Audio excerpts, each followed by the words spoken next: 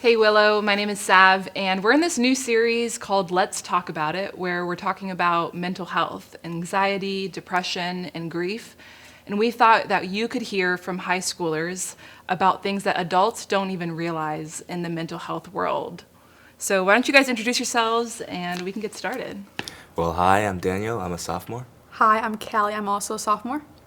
Hi, I'm Maddie, and I'm a junior. Great. So glad you guys could be here. You could be anywhere, and you decided to show up and tell adults all about mental health. So we thank you guys for that. But I wanted to ask more of an icebreaker question, more so like, what's a stereotype that you think adults have about high schoolers? Well, one that I think that most adults have is that all high schoolers are lazy and glued to their phone all the time. Do you agree, Callie? Yes, I agree 100%. Yeah. Yeah, that is a stereotype, I think. My dad set screen time for me, and it's horrible. It's the worst thing ever. What does screen time look like? It's like, so I get an hour on Instagram, and then like an hour on games, and then like an hour on FaceTime. So like once I break the hour, it could like the app disables. Has that helped you, like, at all, or do you more not like it? I would say like 50-50. It limits my screen time, but I just like want to be on social media. Yeah, I understand. What are other stereotypes that you guys feel? I feel like that, like, when we're not on our phones, we all want to go out and, like, party and, like, do something crazy. Like, I feel like a grandma most of the time. Like, I get home from school, and I'm like, don't talk to me. And I go to my room, and I do my homework, and then, like, I'm done. Yeah, I think that is a misconception. Maybe back in the day, those adults did those things, but I feel like teenagers that I know now, like, they're just like, I'm good to be just chilling at home with my Snuggie, you know? Yeah. So we are talking about mental health, which I think it was interesting you said about the screen time, because I feel like social media can affect, right, our mental health sometimes. But what is something that you wish adults knew about mental health with high schoolers, with teenagers, that maybe they don't understand yet? I would say one thing is that mental health is not a straight line. You are going to have some bumps in the road in order to make progress. In order for there to be progress, you have to like make mistakes. Like you're going to have to struggle in order for there to be progress made. I definitely agree. I think some adults think that what we go through as high schoolers now is like what they went through back in their day. And I think it's important to realize that, one, the experiences for each student are different, and two, the experiences of high schoolers now is different from when they were in high school, when they were our age. There's all kinds of influences like social media, the climate that we live in now. All of those have an influence on our mental health, and I think it's important to approach the situation knowing that it's not the same as they had it when they were our age. I also think that, I think even up until high school, no one really explains mental health to you until, like, you get, like, a diagnosis or something. And even then, like 80% or some, like, statistic of students don't get diagnosed until much later in life. So I feel like you're going through something and you don't know what you're going through, and you don't know, like, how to handle it, and you don't know, like, you think, like, what's wrong with me? And then, like, you keep going through that, and no one really, like, stops to tell you, like, this is exactly what's happening to you, this is how you can help it, this is how you can deal with it, like, stuff like that. That's good. How do you find, like, when maybe you have a friend in your life, or even yourself, like, where you've gone through anxiety or depression or even grief, like, what has helped you in your life? Like, where have you seen, like, wow, I've had someone come alongside me, or what does that look like for you guys in high school? I would say just like always being there for you. I know that high school is difficult, but having a friend by your side the whole entire time makes it 100% way better. I definitely think that having someone that you trust listen to you, having someone there just to talk about what you're going through, talk about what's going on, I really do think that's helpful, because we're human, we can't do all of this alone. God didn't create us to do all life alone. So I think it's important to have just someone there to listen to you, who actually cares about what you're saying, who's not just there for you to hear what they have to say, but also here to listen to you. That's really good. That is Thank good. you. Yeah. I think also, like, making sure that when you're by yourself that you know how to ground yourself. Like, I think that a lot of people, like use the technique where like if you're freaking out and like you're getting in your head and you don't know what's real, like just looking in the room and being like, oh, that's a cobweb in the corner, like, oh, like my book's on my desk, like just finding ways to ground yourself and like remind yourself like to be in the present and then to just breathe. Yeah. I know I use deep breathing a lot to help calm myself when I'm get really anxious, because it almost like resets me. Yeah. Deep breath meditation, like your heart rate, like helping doing that. It's Yeah. important. I have my watch when it tells me my heart rate Same. is like too much, and it's like, oh, okay, I need to meditate, Yeah. you know, type of thing. But let's go like a little deeper too. I think, you know, when we're talking about anxiety and even depression, we can probably think of someone in our life that we've witnessed go through that. And it's probably broken our heart a little bit, right? Or we even know somebody in our school, we've heard stories of people who have taken their own life. And it changes everything for people, right? It alters people's lives. And I wonder if you've ever experienced someone close to you dealing with mental health, and like, how do you support even a high schooler? And what does that look like? Yeah, so in junior high, I sadly lost a classmate to suicide. And that was super hard for me because as an 8th grader, again, like I didn't really know what like suicide was. And because like I didn't learn about it because it was often like stigmatized as like a bad thing. Although I wasn't like close with the person, I like knew of him, and I had classes with him. So I basically taught myself that I should not talk about it because of the stigma around mental health. And that didn't do any good for me. It led to my anxiety and led to like my like OCD and all that stuff because I didn't process it. So now, like, as of today, like I am still processing that because I didn't have the right tools and because of the stigma that was attached to it when I was younger. And I'm glad you mentioned stigma, because I think in our society, while it has been getting better, we are talking about mental health more and more. I think that it's important that we destigmatize it altogether. Mental health is part of health in general. Just like if you broke an arm, you wouldn't just do nothing about it. Right. You would go to a doctor, you would go get help. So too, if you're feeling thoughts of anxiety, any type of mental health issues, it's important to go get the help that you need. And I think when we destigmatize that, we are actually saving lives, because we are encouraging people who might be going through a tough time and contemplating suicide. We're encouraging them to go and seek the help that they need. Everyone is gonna deal with mental health at some point in their lives, and the more resources and tools that they have, it's gonna make it an easier process to deal with.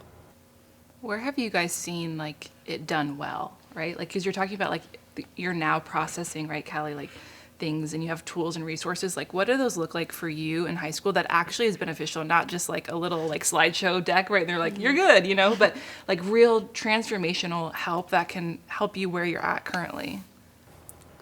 I would say therapy. Therapy really helps. I know that when I first went into therapy, I thought that it was a bad thing and that if I went to therapy, something was wrong with me. But thankfully, my parents were like super open to the idea, and they helped me through it.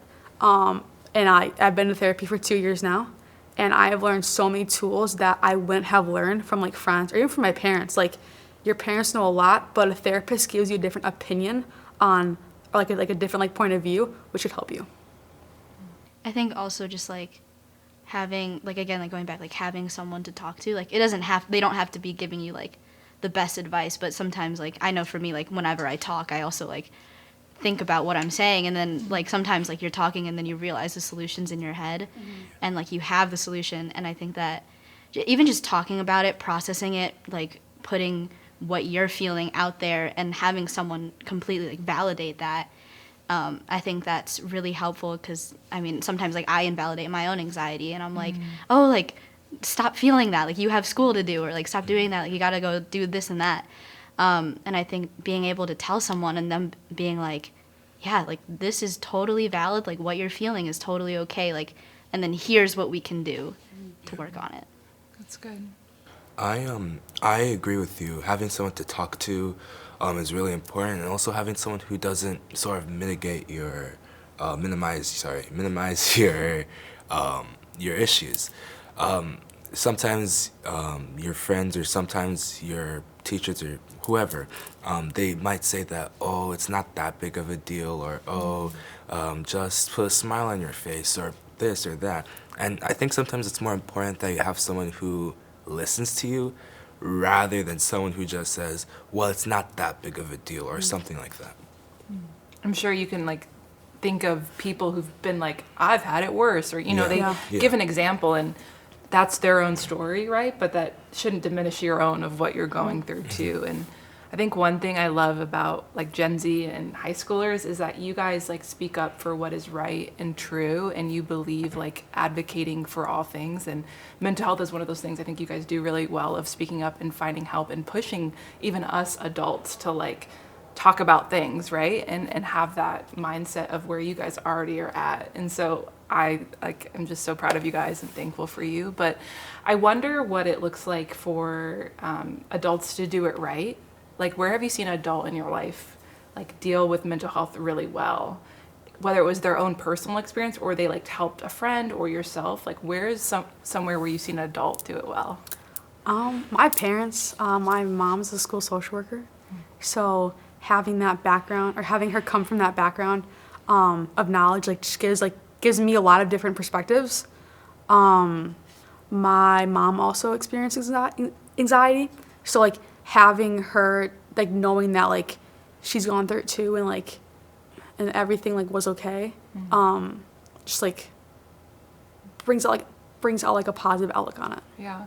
How was that for you when like your mom shared with you that she also struggled with her mental health? Like how did that change even your relationship, but also like your view on mental health? It definitely made our relationship much stronger, but it also gave me like a sense of hope, and knowing that like I'm not going through this alone because I have my parents who also went through it. That's good. My mom is a psychiatric nurse, so I think she sees firsthand the benefit of therapy, the benefit of talking it through with trusted adults, trusted individuals. So, and that's something that my parents do really well. They encourage me to say, if something's going on, you can trust us, you can talk to us. I just think that having an environment where people encourage you to open up, to talk about an issue if there is an issue, I do think that's really beneficial. Yeah, my mom's a pediatric nurse. Wow, we just got the best parents here, I guess. Yeah, so she works at a hospital, and she comes through like and she sees a bunch of different patients going in and out, and she sees how parents deal with their children and how children deal with their parents, and it's a very like unique dynamic for each family.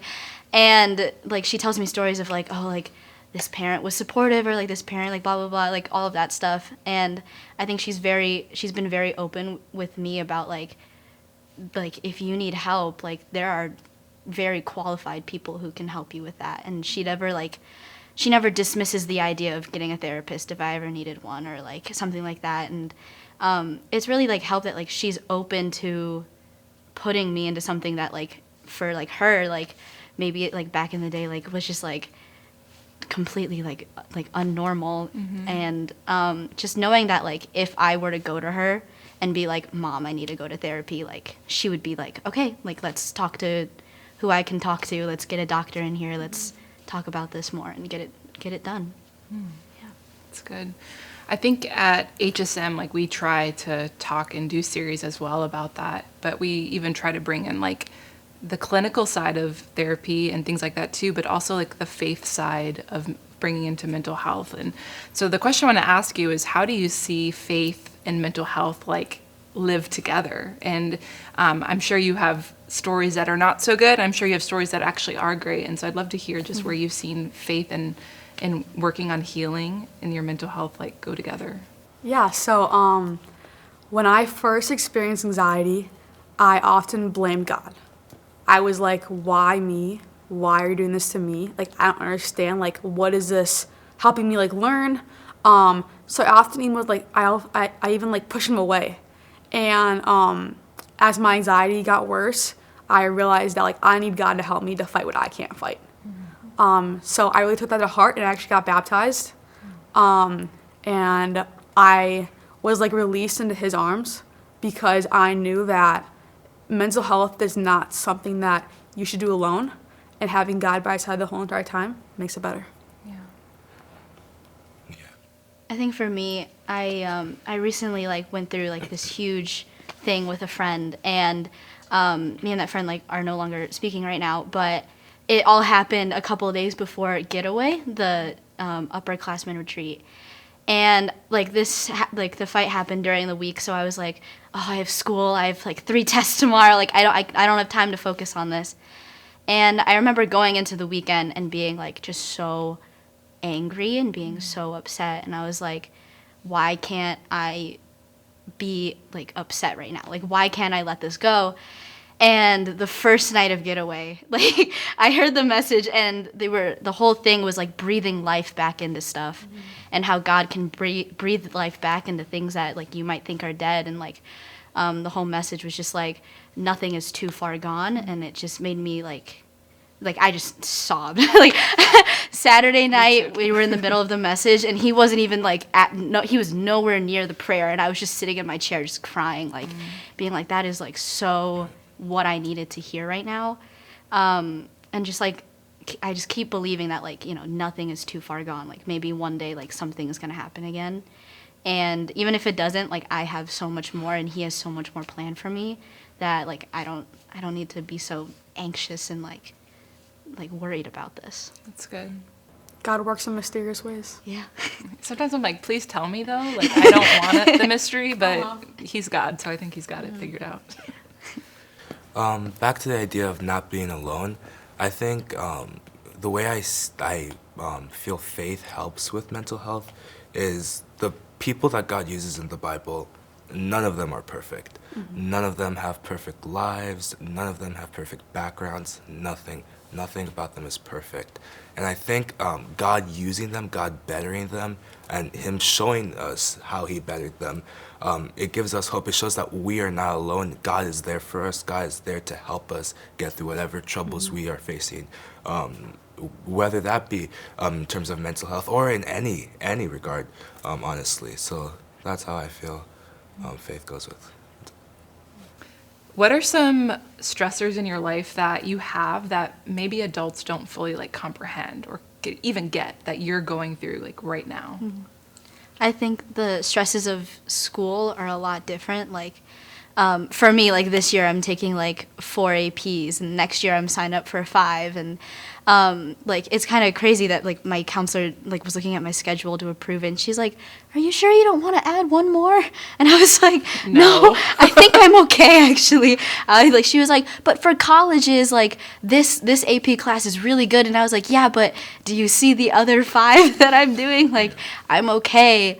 I think that there's a lot of stress right now to get into college, and there's a lot of pressure on getting a good career and making it big and making money, and I think that it puts a lot of pressure on me, because like then I'm like, okay, well now I have to get an A in this class, and I have to make sure that I'm staying up late to study for these 5 tests tomorrow, and I think that it overwhelms me a lot, and I think that what throws off a lot of adults in my life is like 1 week I'll have like a test every period every day, and then the next week I have like nothing because we're preparing for the next test. And I think that a lot of adults are like, well, you're not stressed this week, like you don't have anything this week, why are you like freaking out? And I'm like, well, Mom, like, hey. There's a lot to deal with. Yeah. Yeah, definitely. I do think that academic stress is a huge part of it. Like focusing on what college I want to get into, if I can get into college, SAT prep, all of that. You do certain clubs, certain activities, take classes just to think about the future and getting to the college that you want to get into. But I think focusing on that too much leads you to miss the moment right now. We're only in high school for 4 years, and I think focusing only on what's after those 4 years, you miss lots of things that's happening right here, right now. And I think that also adds to anxiety, that adds to stress. It's not an overall good feeling. and by no means am I saying that we shouldn't prepare for the future. There is preparation involved, and it's good to prepare. Just it's important to be centered in the moment, to remember you're here now, take a day at a time, and one step at a time. That's really good. I would also say like athletics. I know that growing up as a basketball player, as a tennis player, it's put a lot of stress on me to like athletically perform well. Try to like impress like friends, parents, teachers, like anyone who like is watching me play. And like I often like think of the game as like, okay, I gotta do like this, and this to like reach like my goal. But in reality, like you're just trying to have fun. So I feel like sports have like almost gone from like a stressor to like not so much like having fun. I've had a lot of friends who have quit sports recently because there's so much pressure on them to only do good to get an academic scholarship, like a sports scholarship for it. And it just kills you to be like go into a game and be like, I don't have enough minutes, so then now my parents are going to be upset that I'm not going to get this scholarship. And I think that it puts a lot of pressure. And like I've had a bunch of friends come to me and been like, I wanted to be a teenager, and I couldn't do that because I had practice at 5 a.m. and then I was at school for a game until 9 p.m. And it's a lot of stress. And like I don't do a sport personally, like right now, like outside of horseback riding, but I don't do that for my school, and I don't do it like competitively for any kind of academic like gain. I just do it because I love it. And it hurts like me to see my friends being so stressed about getting out of school in time to make a practice, they don't get cut off the team, and having to put all of that pressure on themselves to be so perfect in their sport because it could help them in the future. I definitely think that athletics can be a stressor in lives. Practices every single day, depending on the time, it could be 2 hours, 3 hours. But I think for some, it's also like a stress reliever. At least in my life, tennis is a huge stress reliever. I love playing. It's just, it takes away from the stress of academics and other extracurriculars. But I also think for some, having practice 5 days a week, waking up, like you said, at 5 a.m. or waking up early on Saturdays and so on, I think that definitely can be a stressor. It's important to recognize when you're doing something for fun, when you're doing something as a stress reliever just to chill and be yourself, or when you're doing that just to do it. When you're doing it just to do it, that leads to you seeing that thing as a stressor, which athletics can turn into. I think that's good. Like, I think you talked about horseback riding as just something you like to do for fun, and it's so important to have healthy rhythms, especially when we're dealing with our lives and our mental health. Like, we should be doing things that are fun, right? And not just because we need to get a scholarship or because we have to pass a grade or because we need to, impress whoever, But I think it's really important that we have something in our lives that we're able to do that helps like take the pressure off. It's not a performance, right? Like it's just because I'm a teenager and I want to do that, right? And so it's really important. And I think that, there's a lot of stressors that you guys talked about, but one that I think is a huge hot topic amongst everyone, sometimes even adults, is social media. And how have you guys seen social media negatively affect your mental health? Like, where have you seen that in your own life?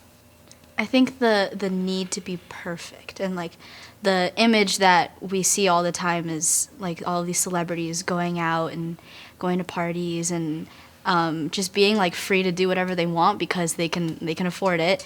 And I think that you compare yourself so much to them, and even like teenage actors that are out there and they're doing their thing and they're working really hard, but then on social media, like they're not showing the times where they're like stuck in their room just stressed out about their next movie or something like that. They only show like, hey, I'm out here, I'm walking a red carpet, I'm doing this. Right. And it makes you like, it makes you very like jealous, and also just it makes you compare your life to them because you're like, oh, they're 5 years younger than me and they're doing 10 times more than I'm doing. Like I'm sitting at home right now doing nothing. And I think that it makes you feel like very bad about yourself, and it makes you just think like, oh, like I could be doing so much more with my life and I'm sitting here doing like what exactly? It leaves a negative impact on your own body image. with social media, you see wild things like 15-year-old attends Harvard and things like that. So when you see things like that, and here you are struggling to get an A on your next exam or whatever you're trying to do, I mean, it can be discouraging sometimes. Like, here's this kid who's doing so cool and he's so good and he's a year younger than me, and here I am struggling to get an A on the next test or a B on the next test. I mean, it can... Comparison. Yes. Yeah. Yeah. It can lead to negative comparisons, but I think it's important to realize that what is shown on social media is oftentimes not the truth, if we're being fully honest with you. Oftentimes it's carefully selected, carefully filtered out so that you only see the good parts. So it's important to know that with the good that you're seeing on social media, there's also lots of bad. The kid who made it to Harvard, he worked really hard to get there. He probably studied really hard, and it's important to see that not everything just comes as easily as you see on social media, or is as good as you see on social media. That's good. I think before we go too negatively about social media and the Facebook moms come for you guys, we need to talk about the positive things we've seen social media do. I mean, I'm sure there are so many stories, but how have you seen social media positively impact your mental health? Like, before we cancel social media, right? Where are ways that you've just seen, like, things that have helped and improved, or resources that you've seen? Well, social media in and of itself isn't good or bad. It's how us humans use it that determines whether that is good or bad. So I think in my life especially, I follow lots of accounts that have like motivating factors. Like sometimes they'll just give you like a motivating quote of the day, or there might be a Bible verse that pops up, or things like that. They're amazing to help get you through the day, to encourage you on your next test, next game, whatever you're going through. And also, social media increases communication. Like, when you have social media at your fingertips, you have the ability to reach out to people more effectively. We're talking about talking to people who we trust, people who can listen to us, and so on. So having social media, it allows us to reach out to people easily, more easily. Our friends, our trusted individuals. So I think that connecting factor, and also the same way that some of the negative aspects can be spread on social media, so can the good aspects be spread with social media. I think it's also just like a great timeline of the things that you want to remember. Like, I have a horrible memory, but like going back and like looking at old photos, I'm like, oh my gosh, like that was so much fun. And like you just like, and then like you text someone and you're like, remember when we did this? Yeah. And it was just like, it's so amazing. And like I run our house group's Instagram, and I one time had someone in the house group be like, she texted me and she was like, I was having a really awful day, and I was looking through the house group's Instagram, and I was like, this is like, we've had so much fun, and like life is so cool. And like for her to text me that, like, it made me feel so good about myself, because I do put a lot of effort in making sure that, like, you know, I'm getting good moments, and I'm getting like where we're all having fun and we're all together, because I want people to remember that. And for like her to text me and be like, this just lifted my mood so fast, like that was just like, it makes you feel good about yourself. Yeah.